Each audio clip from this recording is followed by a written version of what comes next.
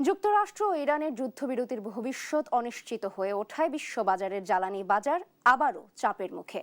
সোমবার এশিয়ার ব্রেন্ট অপরিশোধিত তেলের দাম এক লাফে প্রায় 7% বেশি বেড়ে যায়। সপ্তাহের শুরুতে যেখানে দাম ছিল প্রায় $90 নিচে, সেখানে তা উঠে দাঁড়িয়েছে $96.77 পর্যন্ত।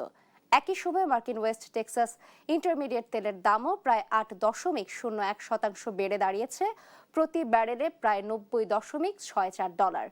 মার্কিন সামরিক পদক্ষেপ, ইরানের প্রতিক্রিয়া এবং পাকিস্তানে যুদ্ধবিরতির আলোচনা ঘিরে অনিশ্চয়তা, সব মিলিয়ে এই সংকট এখন শুধু মধ্যপ্রাচ্যেই সীমাবদ্ধ নয়, এর প্রভাব পড়ছে জাপান, দক্ষিণ কোরিয়া, চীন সহ বিশ্বের বড় বড় অর্থনীতিতেও।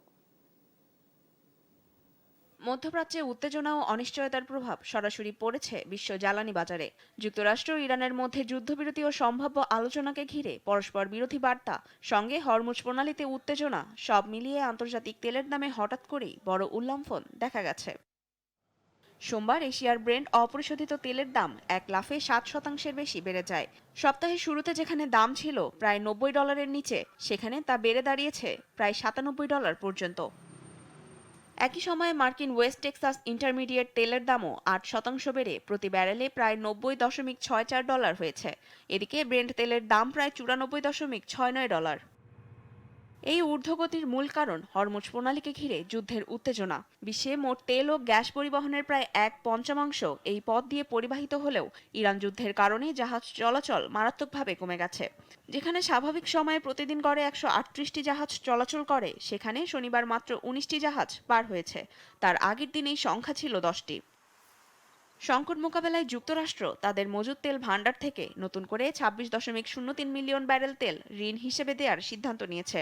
এর আগে 2 দফায় মোট 45.2 মিলিয়ন এবং 8.48 মিলিয়ন ব্যারেল সরবরাহ করেছে দেশটি।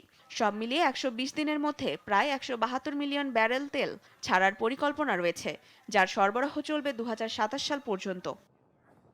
অন্যদিকে আন্তর্জাতিক জ্বালানি সংস্থার 32টি সদস্য দেশও সম্মিলিতভাবে 400 মিলিয়ন ব্যারেল মজুদ তেল ছাড়ার সিদ্ধান্ত নিয়েছে, যাতে বাজারে সরবরাহ স্বাভাবিক রাখা যায়।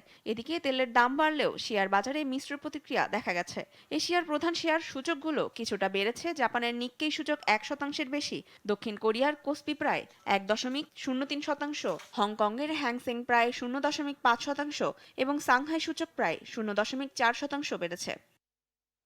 সব মিলিয়ে হরমুজ প্রণালীর নিয়ন্ত্রণ, যুক্তরাষ্ট্র ও ইরান সামরিক ও কূটনৈতিক টানাপোড়েন এবং জাহাজ চলাচলে বিঘ্ন, এই 3টি বিষয়ই এখন বৈশ্বিক তেলের বাজারে অস্থিরতার প্রধান চালিকা শক্তি হয়ে উঠেছে।